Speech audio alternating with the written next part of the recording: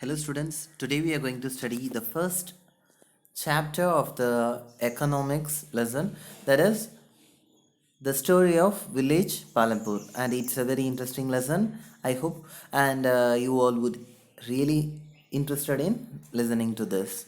So let's move on to the lesson first. And can anyone guess what related to this?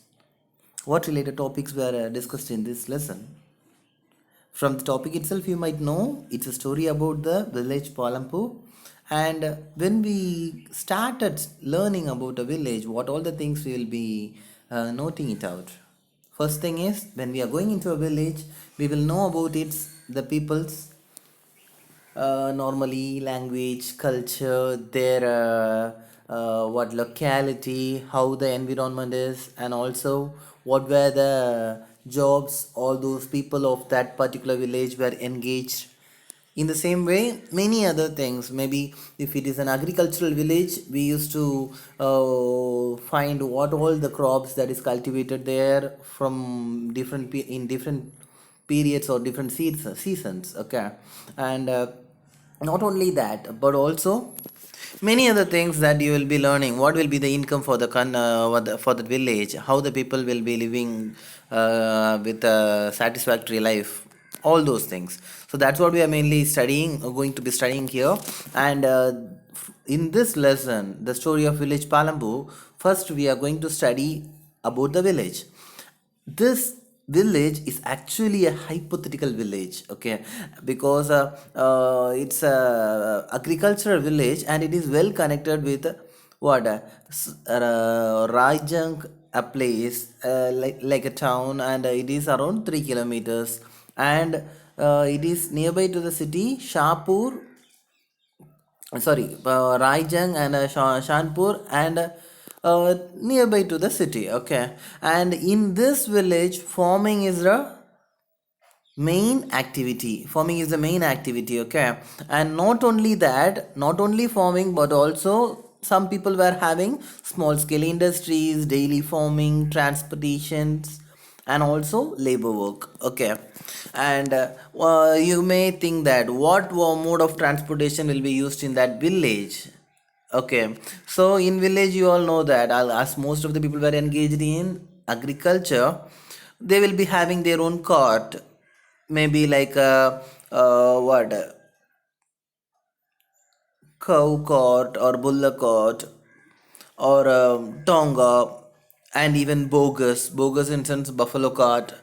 And other than that, some trucks, tractors, some people who are rich, they'll be having trucks, tractors, and even jeep will also be there. Okay, and this is the common thing that we are learning about the village. And the next important thing is the people living in that area and the facilities. So first thing is, around 450 families were living there. Okay, of various classes, and around 80%, 80 families were from the upper class in sense they will be having their own land and having a house and everything. And one third of the people were dalits, and these dalit people were normally they will be living in huts and what huts and even tents and everything, right? So they will not be that so rich in those areas at that time. And most of the people will be going as daily laborers, daily wage people, and they were commonly most of the people were laborers. Okay, and most of the houses in that area got electrified because the electric what a current connection was there in most of the houses. And even as it is an agricultural village, people will be, even they will be having it for house or not, but they will be having it for motor house, motor rooms and everything, mainly for what for the they'll be used for motors to what draw water for the for agriculture.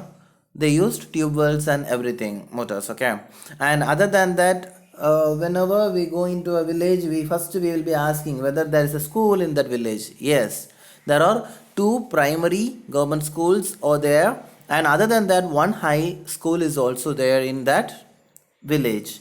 And next thing you will be asking is hospitals. So Mostly in villages, by the government, they will be having one primary health center, right? In the same way, there is also a primary health center by government, and other than that, one private dispensary is also there. And final thing is, one great thing that you would not expect is they were having a well developed road system also. So that is the one main reason transportation is somewhat easy for them. Okay, and then here I am giving you a question. What it is means, what are the main activities carried by the people in the village? So I said you who were the people living there, and what is the level of the people, and in which class most of the people were belonging to, and what all the facilities the village is having. So now you are think what were the activities if you create an imaginary village, what these people will be doing. That's what we are going to study now. So what is the main thing is, will the land sustain that? Because what I am saying is that whole particular village, all most of the people were engaged in agricultural activity, and that is why continuously they were farming, doing the agricultural activity in the land. So the overuse of soil that leads to low soil fertility. So if the fertility gets less, reduced, automatically what happens? The productivity of the crops will also decrease, right? So the more use of groundwater is also what, not only the minerals, then the what the soil fertility gets reduced, but also more usage of the groundwater, that also reduces the water table, right?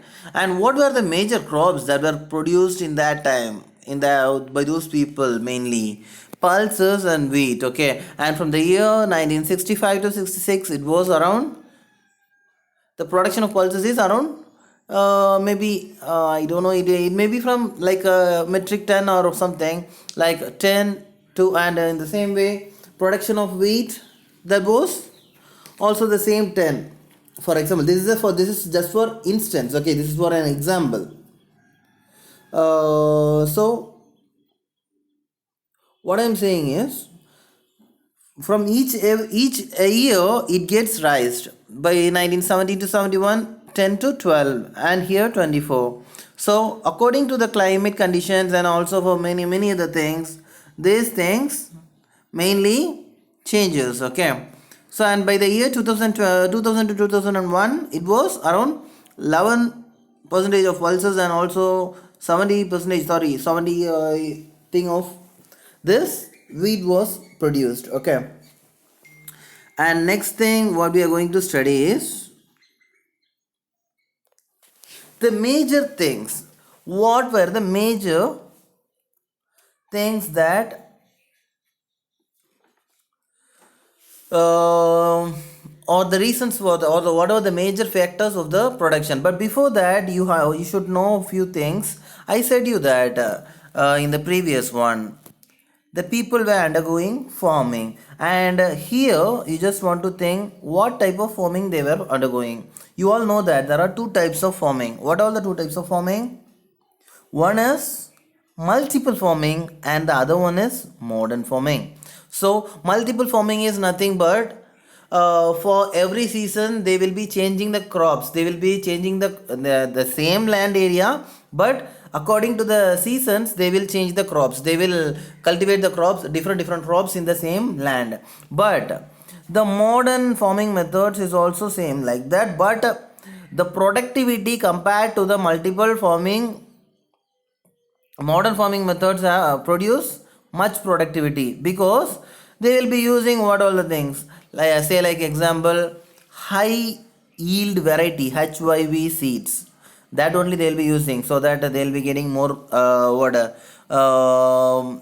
yeah, more harvest. And other than that, they'll be using much of fertilizers, pesticides, and they'll be getting the irrigation of water from canals, pump sets, and through dams and everything. Other than that, they'll be using advanced techniques such as tractors and various machines to plow, irrigate, and also to do various agricultural activities, so that what to say is, so that they will be getting good productivity. That is the thing that we are learning here.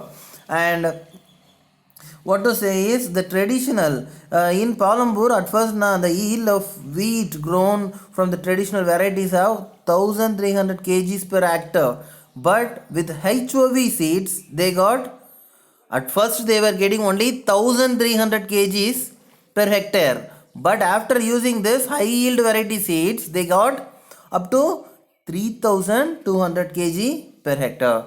Okay, this is what we are mainly studying here. And next we are mainly going to study what is the factors of production.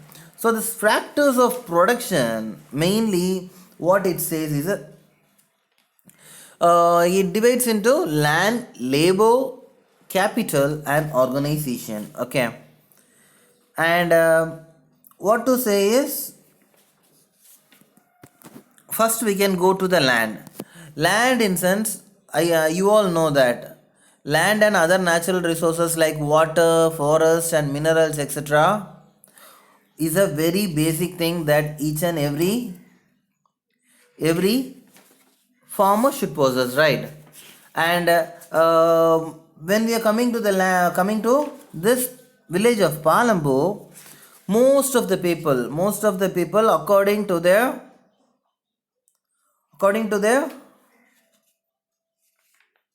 skills and their what to say is, when we are coming to the organization of production, we should know that land, labor, capital, and also what finally, and this organization. So all these things are very much needed for the production. And for that, maybe in a village, I said you 80 families were rich, they will be having more lands. But and so that they will be having many laborers for cultivating more than 2 hectares. And what to say is, what a normal person having, like a middle class person, he will be farming there for 1 hectare, that is his maximum capacity.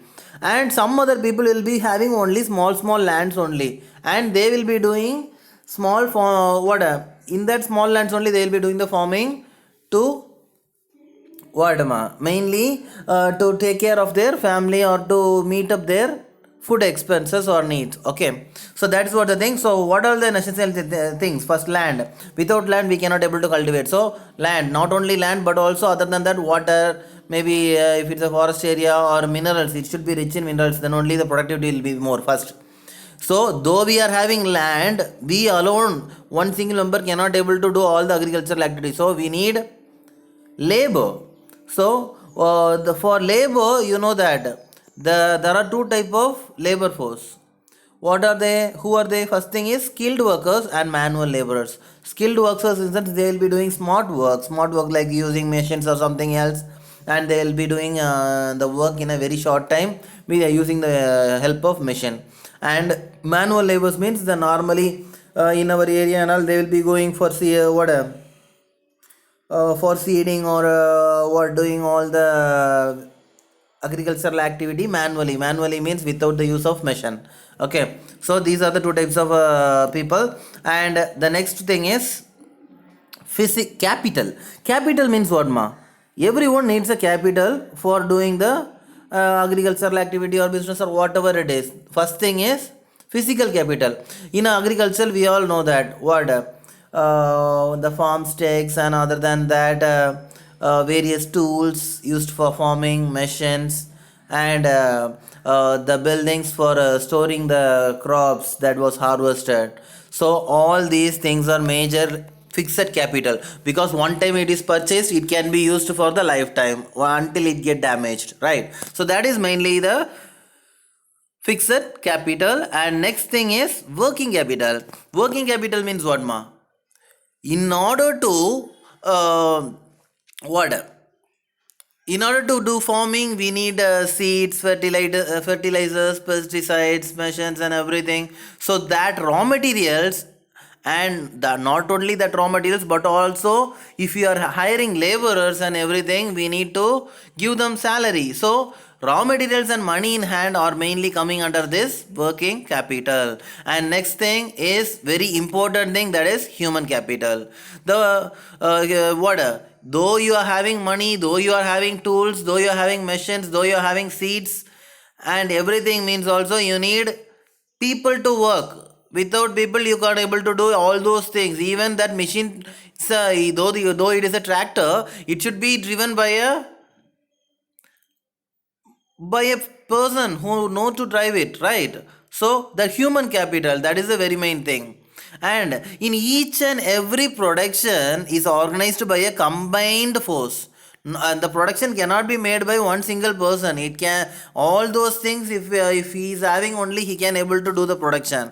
Mainly land, labor, physical capital, human capital, and all these are only mainly commonly called as factors of production. Okay, factors of production. And now we are going to see what is the situation in the Palambur, because farming in Palambur, I said you, farming is the only major activity that was done in Palambur, right?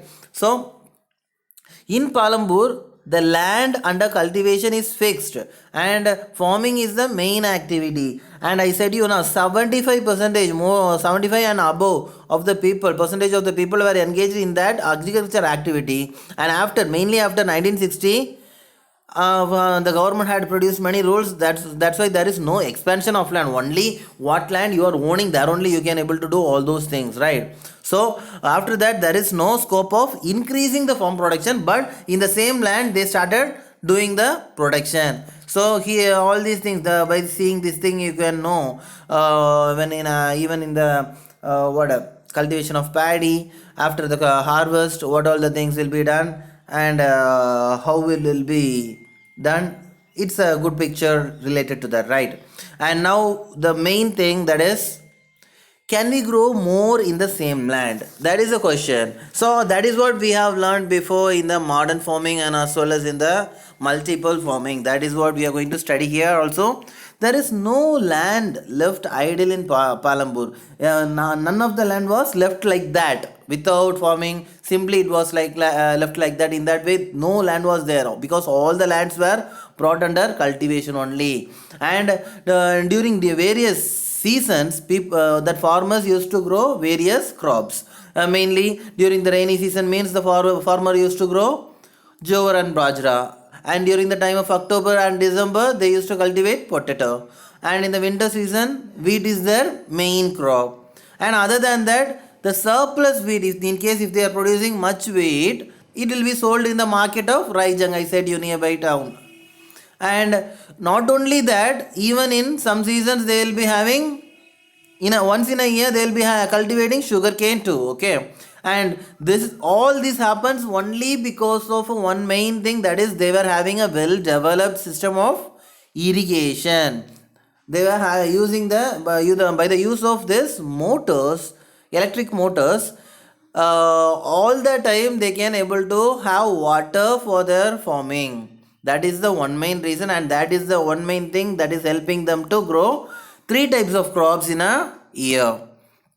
And here also we are going to study the same thing, that is, one way of increasing production from the same land is multiple cropping. Why we are saying that this multiple cropping increases production and everything?